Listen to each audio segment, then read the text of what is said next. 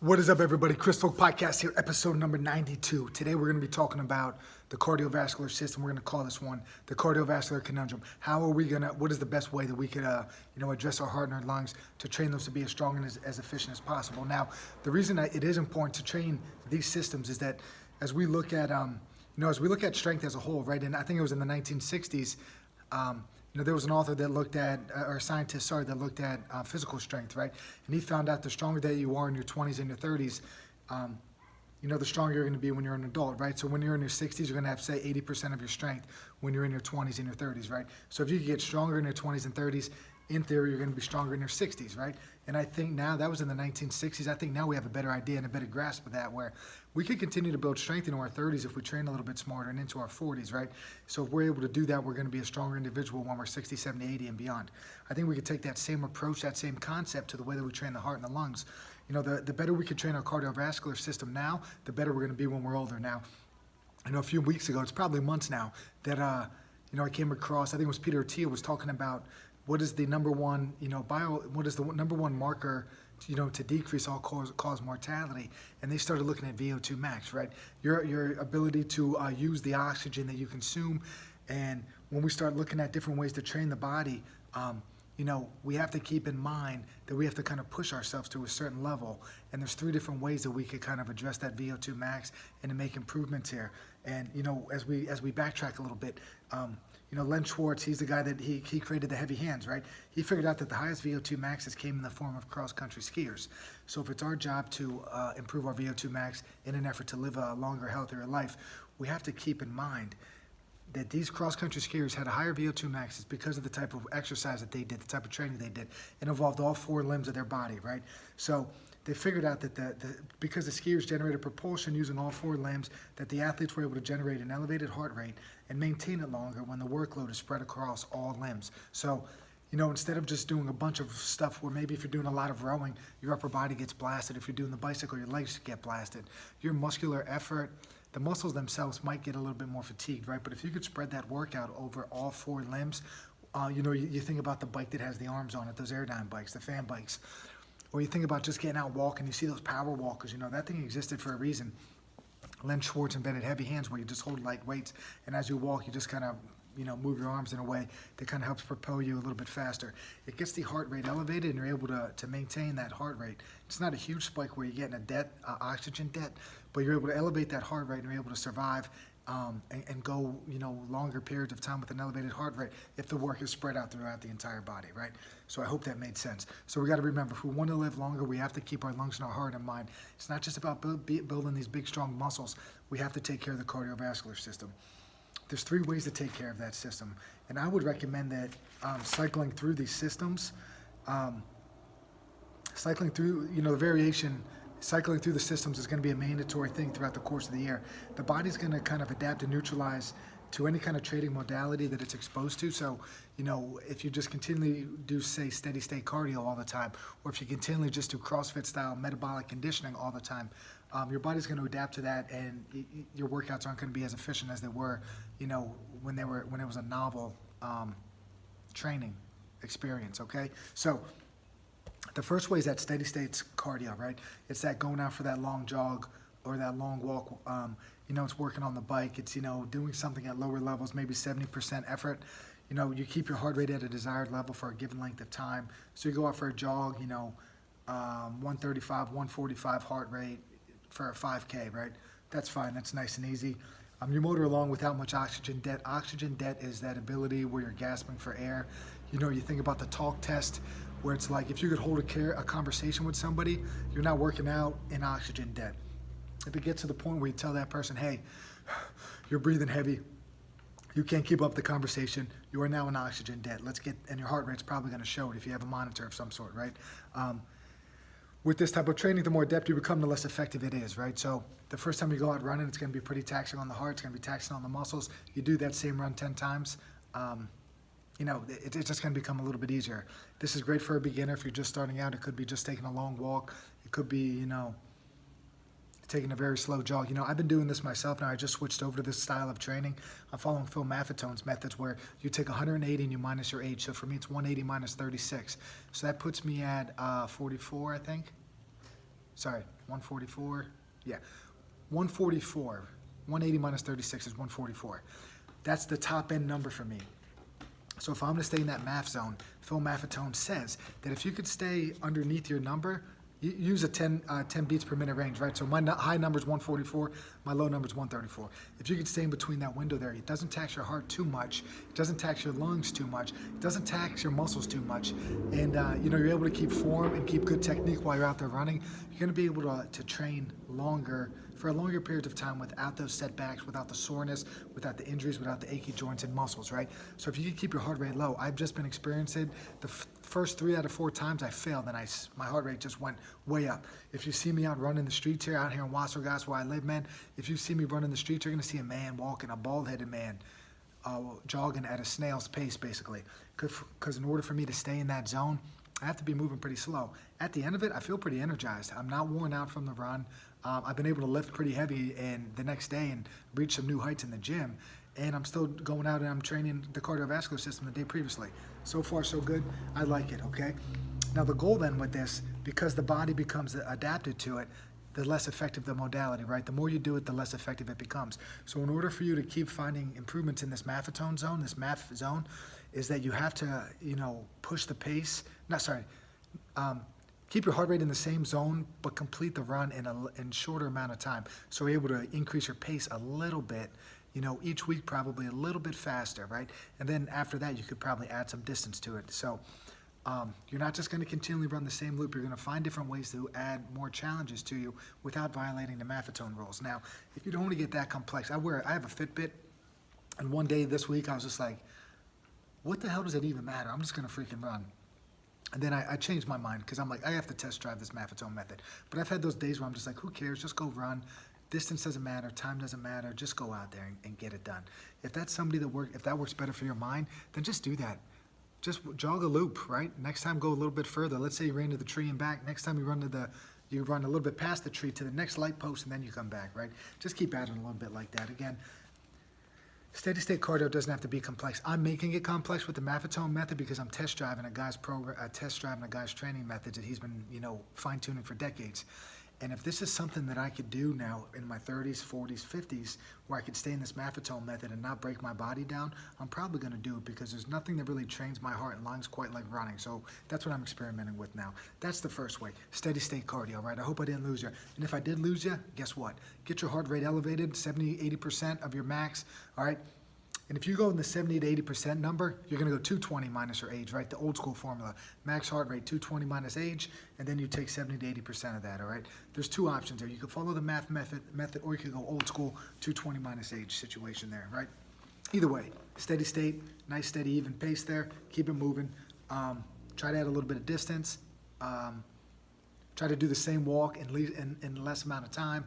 Those kind of things. Those are the kind of things you could do to make it, spice it up a little bit, right? The second way is burst or interval training, right? So I got a lot of these terms anyway, the 3 cardio types, so to speak, from Marty Gallagher's book, The Purposeful Primitive, right? And I know I talked about that book before, but with all of these methods, right, I kind of hinted at it already. He wants you to use creeping incrementalism. You start off slightly below capacity.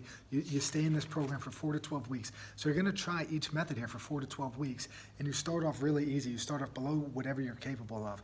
Because the idea is going to be, let's complete it today, and let's add a little bit, and you creep your way up, creeping incrementalism, right? You slowly get a little bit better, and at the end of that 12 weeks, if that's what you decide, it's going to be night and day. Whoever you were on day 1, on week 1, you're going to be a totally different person come week 12, right? So remember that creeping incrementalism. Now, the burst and interval training, that injects a little bit more of a muscular effort. It's like a sprint, recover, repeat type situation.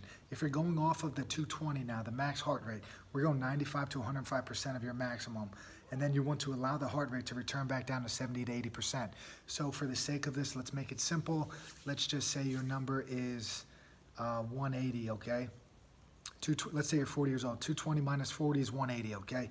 So you're gonna run at 175 to 185 beats per minute.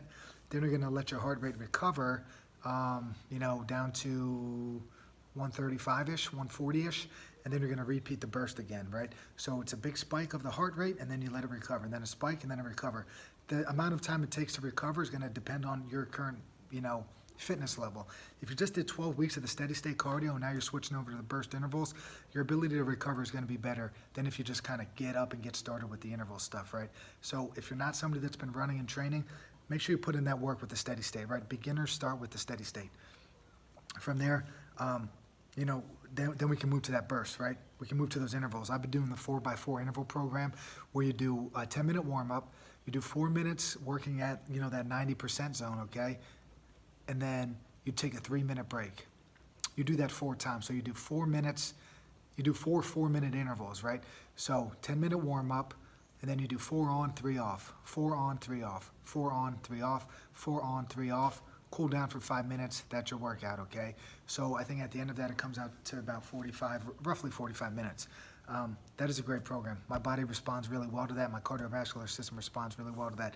Up here, I did that in the winter time. I found, level ground. I did it on level ground because I was able to control my heart rate a little bit better.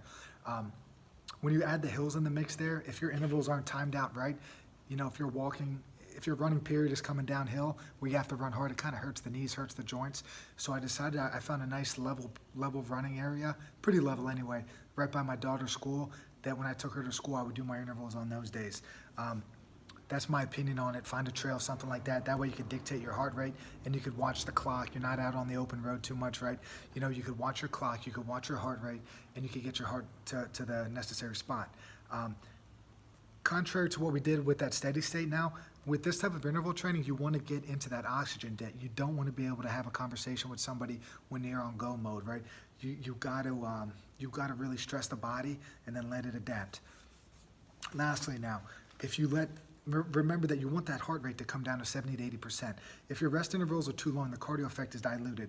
If they're not long enough, the recovery process doesn't occur. You get that lactic acid type feeling where your legs are like, you ever see somebody just kind of fall and collapse, at the end of a marathon? We used to run this 300-meter shuttle, as a football conditioning test type of deal. And it was a gruesome run. I mean, I saw a kid, but shout out to my boy Steven, who's fighting the good fight right now in the armed services. I saw him collapse once, just his legs just totally gave out because toxins and waste products built up. So if you don't give yourself enough time to recover, that stuff's gonna build up and your body just might not respond too well to that, and your muscle just might give out and you might take a tumble. So let's avoid that. We always gotta remember, my number one rule, don't do stupid stuff, right? Be smart with your training. Allow the rest to occur, get down to 70 to 80% of your maximum heart rate. Remember, max heart rate is 220 minus age. Ignore the maffetone stuff now. The 180 number, that was just for steady state, so ignore that right now. All right. The third way is going to be the hybrid style training. This is kind of, think about that metabolic conditioning. Think about those CrossFit style workouts. We've got an aerobic component mixed with a strength component.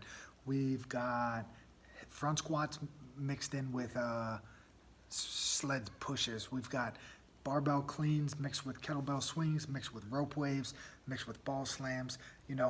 These sessions, they're kind of like aerobic sessions that have an element of resistance to them, okay? It's like sprints on the fan bike, it's sprints on the rowing machine. It's trying to get that almost lactic acid waste product type feeling.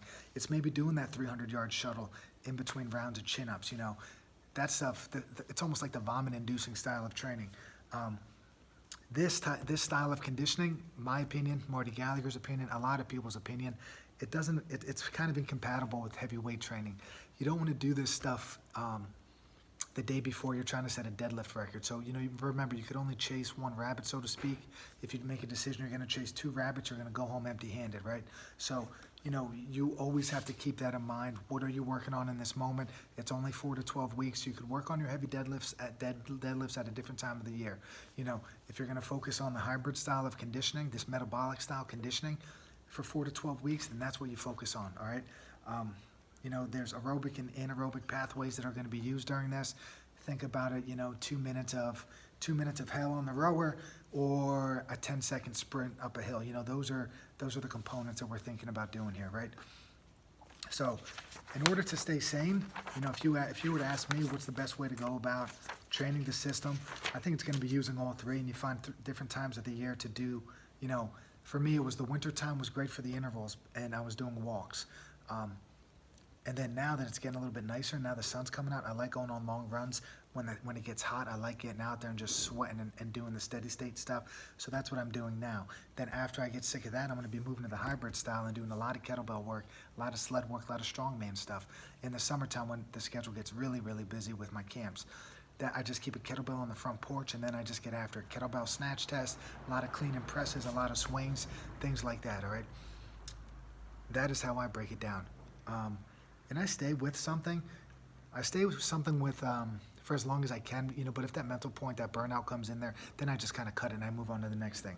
And we got to remember one thing: if you end up getting an injury or something like that, the great legendary, bodybuilder / fitness pro, Bill Pearl. This guy's a legend, man. You should look up Bill Pearl and see some of these photos of this guy in his 60s or 70s. His strength training that he did was pretty much always in that hybrid style, where he did bodybuilding type moves with little to no rest in between.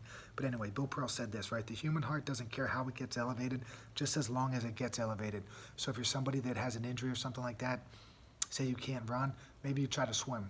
Or, say your arm hurts and you can't swim, then get on a bike and just hammer that, because as long as you're able to train the heart and the lungs, you get that heart rate elevated, get those lungs pumping, get that oxygen going, you're still able to train that cardiovascular system. Now, that doesn't mean that you could get back into what you did previously right away, because your muscles, if you don't run for 3 months and you swim the whole time, if you go out there and run, those muscles in your legs are not going to be ready for the type of runs that you were doing when you were conditioned to run. All right, so keep that in mind as you do it. Remember, cycle through this stuff. Variation is key. 4 to 12 weeks, of each little hitting each conditioning protocol, right? 12 weeks of this, 12 weeks of that, 12 weeks of this, right? And always kind of creep your way up. Start very easy, start very basic, and then start cranking it up till you get to that 12-week mark, or to that point that you're totally sick with it. All right. Hopefully you reach some new heights. You could say sayonara to that until next time, and you move on to the next system. And that way you're going to be fresh. It's something new. It's something exciting. And there's new challenges to conquer, right? Hope you guys like this one. Peace, everybody.